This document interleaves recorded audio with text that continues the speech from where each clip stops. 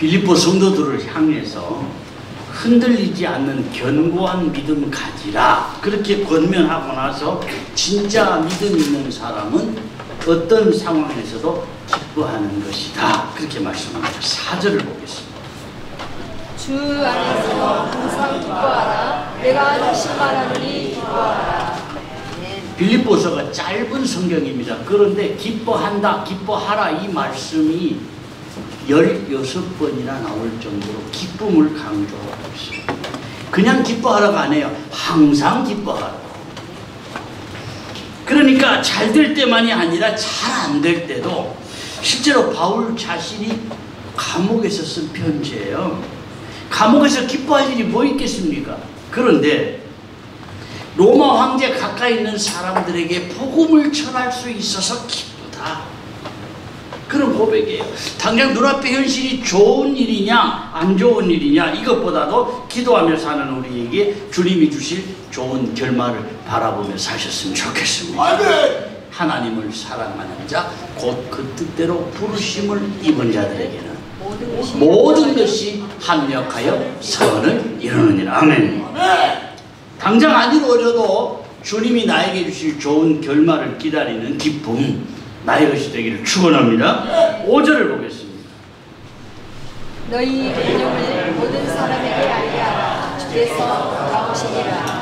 관용이란 다른 사람을 이해하고 용납하는 걸 의미하는데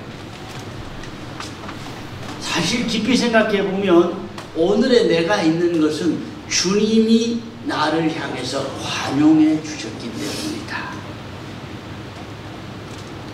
사랑의 빚을 졌어요. 우리는 모두가 공통적으로 주님에게 관용의 빚을 졌고 사랑의 빚을 진 거예요.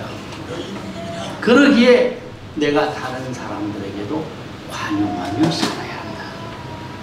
시냇물은 막 요란스럽게 흘러갑니다. 그러나 큰 강물은 소리 없이 유유히 흘러가면서 큰 강물에는 때로는 쓰레기도 들어오고 흙탕물도 들어오지만 함께 하면서 다 같이 깨끗해지는 거예요. 기도하며 사는 우리에게 이런 큰 강물과 같은 관용함이 나타나면 좋겠습니다. 중요한 거 오늘 말씀의 핵심입니다. 6절입니다. 아무것도 염려하지 말고 다만 모든 일에 기도와 기도로 너희 구할 것을 감사함으로 하나님께 믿음 생활 잘 하다가도요 밤에 잠을 못 잘 정도로 걱정되고 염려하고 두려워할 일이 생길 수 있습니다. 감당 못할 일들이 막 겹치기로 올 때가 있어요. 이럴 때 주님의 음성을 들어야 돼요. 아무것도 염려하지 말라. 아멘. 그냥 대책 없이 살아 그런 이야기가 아닙니다. 나를 더 나보다 잘 아시는 주님이 너를 붙들고 있으니 염려하지 말고 기도해, 감사해, 하나님 따라가 그런 권고입니다. 빌립보 4장 12절에는 이렇게 말씀을 합니다. 위에 처할 줄도 알아. 모든 일, 곧 병과 고품과 풍부와 입에도 처할 줄 아는 일찍이 그대로 이루노라. 나는 가난하게도 살아봤고 풍족하게도 살아봤고 높은 사람과도 같이 지내봤고 또 무식하고 어려운 사람들하고 같이 지내보았는데 억지로 내가 그런 사람과 같이 맞추어 산 것이 아니라 자연스럽게 누구에게나 다 그렇게 맞추어 살 수 있었다는 고백이에요. 그 비결이 뭐냐? 바로 이어서 13절에는 이렇게 말씀을 합니다. 내게 능력 주시는 자 안에서 내가 모든 것을 할 수 있느니라. 아멘.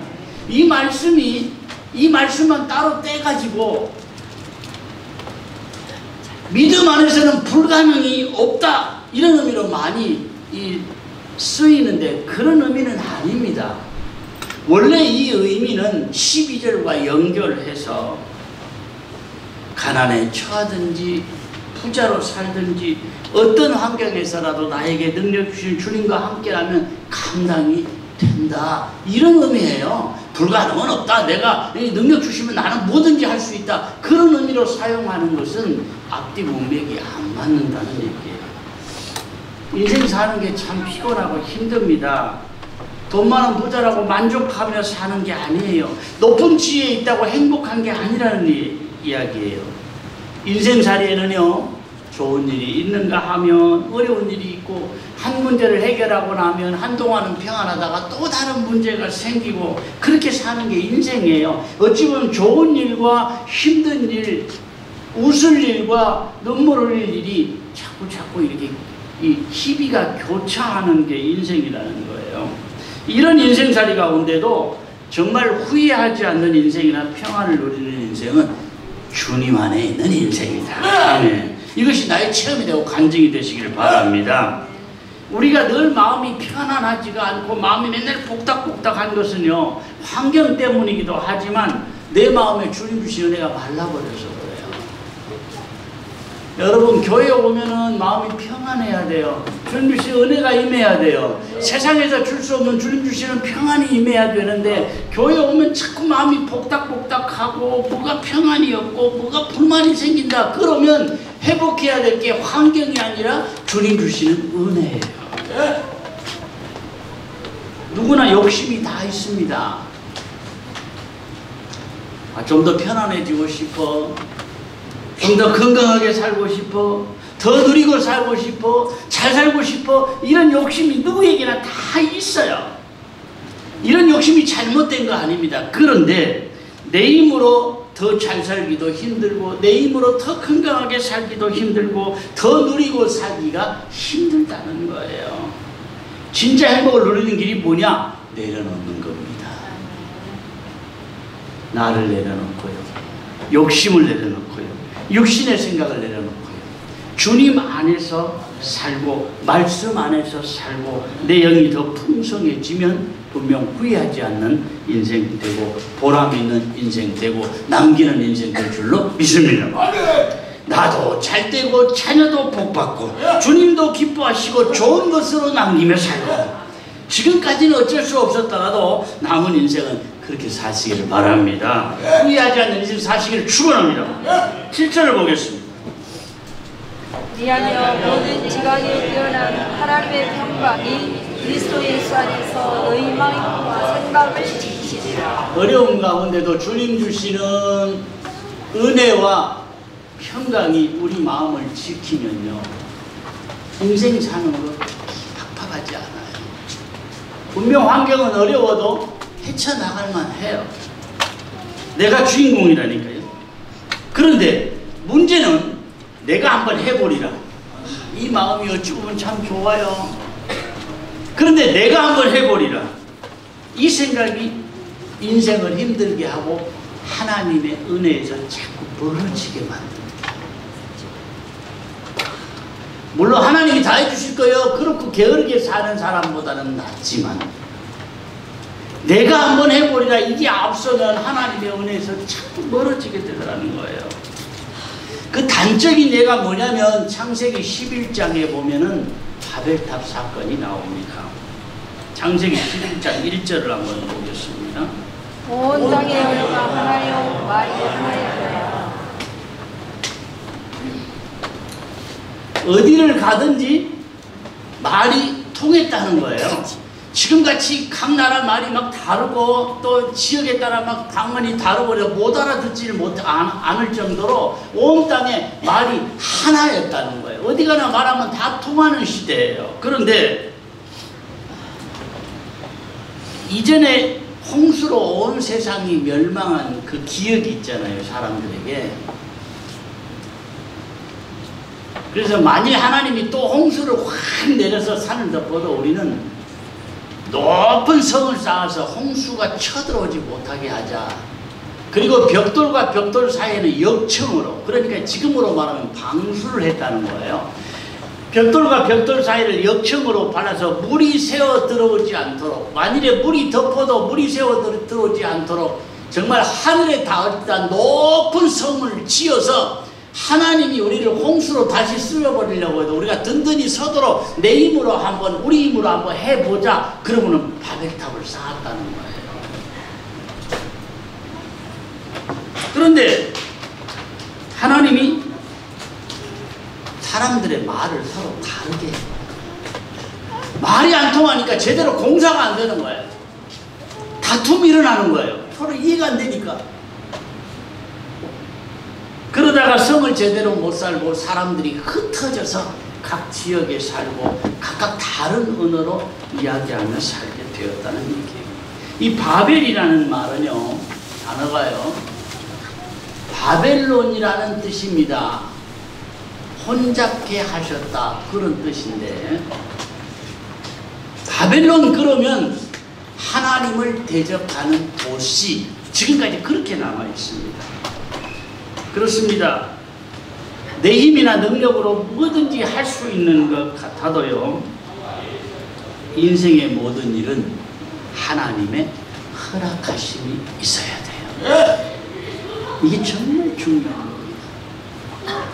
여러분, 내 힘으로 넉넉히 할 수 있겠다 싶어서 내가 한번 해보리라. 아니에요. 하나님의 은혜와 멀어져요. 인생도 꼬입니다. 안 풀립니다. 하나님의 허락하심, 이게 정말 중요한 거예요. 회사에서도 아랫사람이 윗사람의 결제도 없이 자기 마음대로 막 일을 저지르면 나중에 엉망이 됐잖아요.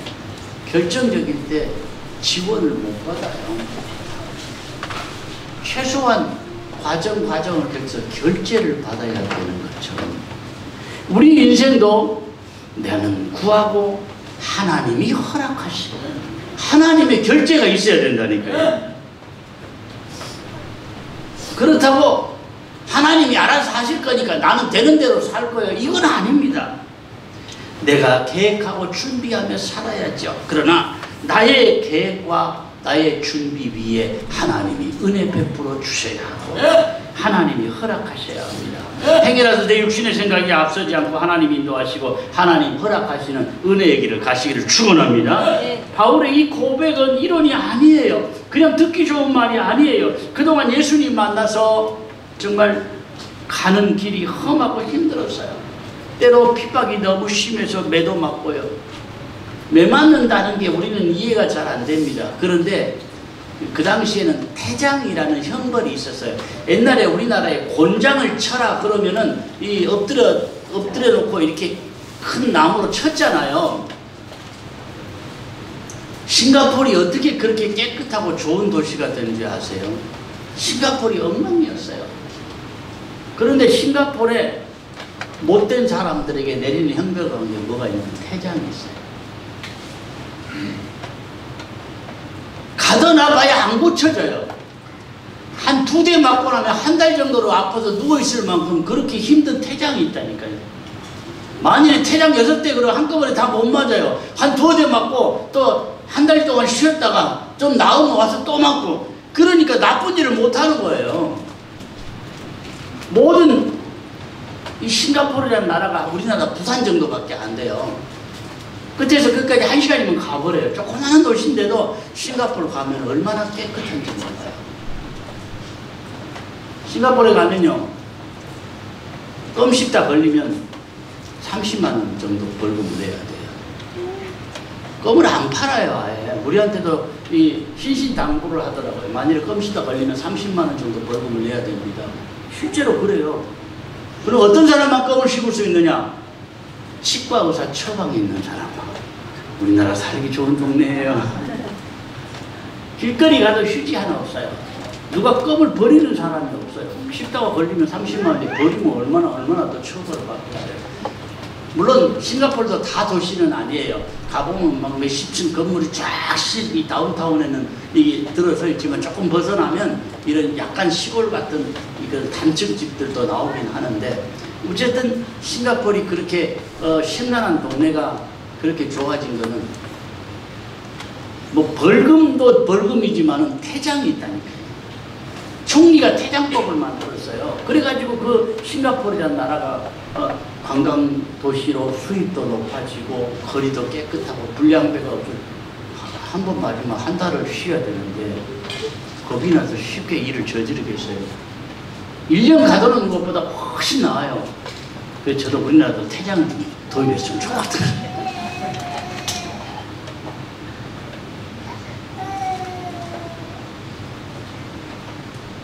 그 당시 바울 시대에도 이 태장이 있었어요. 그래서 40대는 너무 과하다 그래서 40대에서 한 대를 뺀 39대를 때리는 태장이 있었어요. 39대를 맞는다고 생각을 해보세요. 엄청난 거예요. 바울이 그런 이 40에 하나 감한 매를 맞으면서 그렇게 핍박받으면서 살았어요. 그런데 참 우리의 가슴을 먹먹하게 만드는 구절이 뭐냐면, 바울이 매를 맞고 가는 곳마다 바울을 죽이려고 하고 이런 환경적인 핍박은 막 복음 전하다 보면 받을 수도 있다고 봐요. 그런데 바울이 여러 번 헐벗고 굶주리고 이런 부분이 나와요. 여러분, 주님 위에 살면 헐벗지는 않아야죠. 환경적인 핍박은 있어도 굶주리지는 않아야죠. 배불리 먹고 살기는 해야죠. 그런데 당장에 먹고 살기가 힘들고 제대로 옷을 못 입을 정도로 힘들게 살아요. 물론 처음에는 자기가 장막 만드는 일을 해서 돈을 벌었지만, 그리고 나중에 그런 일을 할 수 없을 정도로 이 사역이 바빴을 때 교인들이 또 지원을 하고 헌금을 했지만, 그래도 바울의 이 여정 가운데는 배도 맞고 죽을 뻔한 고비도 넘기고 돌로 맞아 죽은 줄 알고 내다 버렸는데 살아나고 또 때로는 헐벗고 굶주릴 때가 있었다는 사실이 우리 가슴을 먹먹하게 해줍니다. 그런데 이 모든 것들이 내게 능력 주시는 자 안에서 넉넉히 감당이 되더라, 그런 고백이에요. 이 말씀의 의미를 많은 목사님들이 오해하고 잘못 사용을 합니다, 사실. 그런데 그런 뜻은 아니에요. 그동안 살면서 체험한 은혜의 고백이고 간증입니다. 내가 살아보니 내가 한 게 아니라 그때그때마다 주님이 능력 주셔서 감당하게 하시고 헤쳐나오게 하셨다는 고백이에요. 어느 여집사님이 전쟁 직후에 다들 힘들게 살았잖아요. 너무 가진 것도 없고 힘드니까 보따리 장사를 했어요. 옛날에는 보따리를 이고 다니면서 곳곳에 다니면서 파는 보따리 장사가 있었어요. 가는 곳마다 환영하지 않아요. 구박받고 쫓겨나고 너무 힘들었는데, 그 힘든 고비고비 가운데 견디어 나온 것이 뭐냐? 찬송입니다. 특히 찬송 가운데 주 안에 있는 나에게, 이 찬송을 잘 부르면서 다녔는데 그 가운데 특히 은혜가 되고 힘이 되는 찬송이 3절입니다. 내 주는 자비하셔서 늘 함께 계시고, 그 다음에 뭐죠? 내 궁핍함을 하시고 늘 채워주시네. 내 궁핍함을 하시고 내 형편 처지, 내 힘든 거 하시고 주님이 늘 채워주시고. 이 찬송을 하면요, 힘들고 눈물 나고 어렵다가도 다시 힘이 나고 은혜가 되고 그러면서 견디어 왔다는 거예요. 그런데 그렇게 어렵게 견디어 오고 장사를 하다가 동대문 시장에 큰 포목점 사장이 된 거예요. 그 교회에서는 11조를 제일 많이 내는 이 포목점 사장이 된 거예요. 돈만 번 게 아니에요. 자신이 믿음으로 살 뿐 아니라 아들, 딸들 믿음으로 잘 길러서 아들이 목사가 되고 사위가 목사이면서 신학교 교수가 되고, 그러면서 고백한 게 뭐냐면, 사람들은 나를 멸시하고 천대했지만 하나님은 나를 환영해 주셨습니다. 그런 고백을 해요.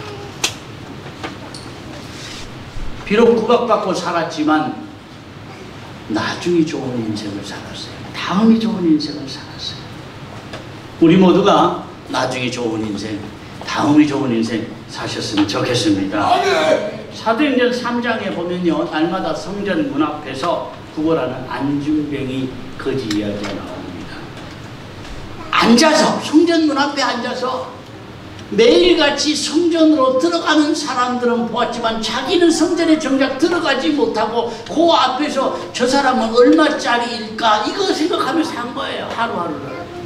그런데 베드로와 요한을 만나고 나서 보는 눈이 달라지고 생각이 달라지고 목적이 달라져 버려요. 사도행전 3장 8절에는 이렇게 말씀을 합니다.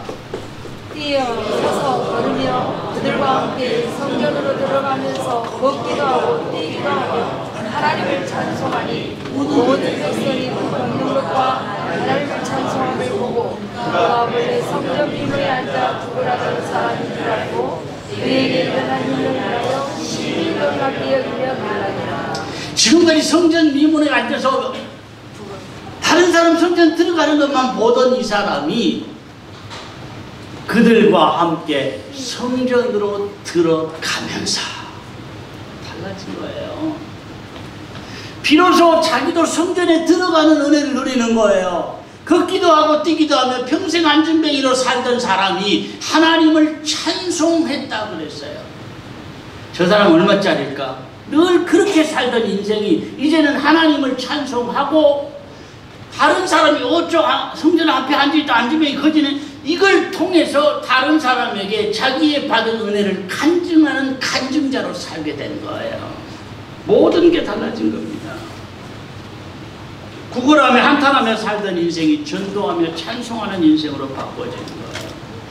여러분 우리 다 믿음 있노라고 생각을 합니다만 혹시라도요 내가 성전 문 앞에만 앉아있고 성전 주변만 돌아다니는 인생은 아닌지 한번 점검해 보았으면 좋겠습니다. 자리를 박차고 성전 안으로 들어가야 돼요. 다른 사람에게 도움만 받고 구걸하던 인생이었다면 이제는 나누어주고 베푸는 인생으로 하나님께 쓰임받는 인생으로 하나님께 사랑받는 인생으로 바꿔지기를 주의 이름으로 축원합니다. 주님은 오늘도 나에게 뭘 보기를 원하시느냐? 믿음 보기를 원하시죠. 하나님은 허락의 은혜가 있어야 된다 그랬죠. 뭘 보고 허락의 은혜를 주시느냐? 나의 믿음 보시고. 아멘.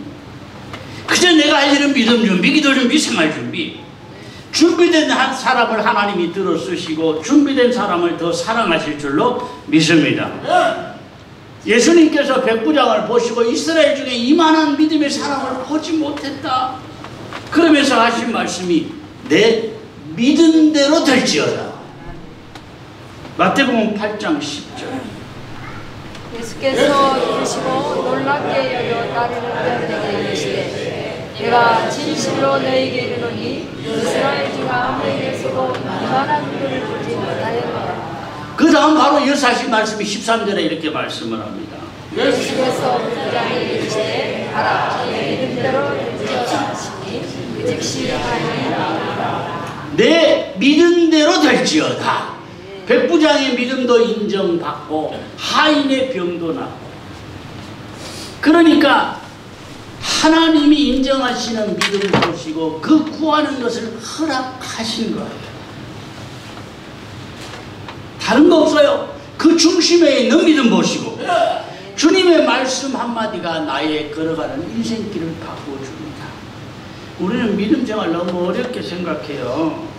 무엇도 해야 되고 무엇도 해야 되고 무엇도 갖추어야 되고 아니에요. 주님께 인정받을 만한 믿음 이 중심만 바로 되면 주님은 허락의 은혜를 주신다니까요. 야베스는 나오면서 어머니가 너무너무 고생했는가 봐요. 난산이에요. 어머니가 죽을 뻔한 고비를 넘기면서 오죽하면 아들 이름을 야베스라고 지었겠어요. 역대상 4장 9절에 보면 야베스는 주의 형제보다 귀중한지라. 그의 어머니가 이름하여 이르되 야베스라 하였으니 내가 수고로 낳았다. 내가 수고로 낳았다. 말은 간단하게 하지만 얼마나 많이 고통하고 진통하고 아이를 낳지 못해서 거의 죽을 고비를 넘겨가면서 겨우 아들을 낳았어요. 아무리 그래도 그렇지 자기 아들 이름을 야베스라고 지은 거예요. 야베스가 어떤 뜻이냐? 슬픔, 고통. 의미는 있어요. 내가 너 낳다 죽을 뻔했어. 너는 나에게 고통이요, 슬픔이요. 그건 괜찮은데 아이 이름이 평생 야 슬픔이, 고통이 이렇게 부름받고 살았다니까요. 그런데 슬픔과 고통 가운데 살던 야베스가 기도를 통해서 인생을 바꿉니다. 역대상 4장 10절에 보면 야베스가 이스라엘 하나님께 아뢰어 이르되 주께서 내게 복을 주시려거든 나의 지역을 넓히시고 주의 손으로 나를 보사 나로 한란을 벗어나 내게 일심이 없게 하옵소서 하였더니 하나님이 그가 구한 것을 허락하셨더라. 앞뒤 다 중간 다 빼고요. 한마디로 슬픔과 고통으로 불려오던 야베스가 하나님께 기도했더니 뭐 했더라? 하나님이 구하는 것을 허락하셨더라. 평생을 고통과 슬픔의 사람으로 살다가 기도 잘해서 인생을 바꾼 거예요. 바꿔주시는 하나님, 허락하시는 하나님, 나에게 주시는 음성으로 들으시기를 바랍니다. 같이 한번 고백합니다. 주변 모든 환경이나 모든 상황이나 주변 모든 상황이나 환경이 달라져도 나를 사랑하시는 주님의 능력을 믿고 주님 붙들고 기쁘고 넉넉한 마음으로 살려옵소서. 아멘. 아멘. 큰 믿음의 큰 역사가 나타나고요. 담대한 믿음의 강한 하나님이 체험되는 겁니다. 내 인생도 그렇고 우리 가정도 그렇고 우리 교회도 더 큰 하나님 역사의 주인공들이 되고요. 크신 하나님을 체험하는 은혜가 임하기를 축원합니다.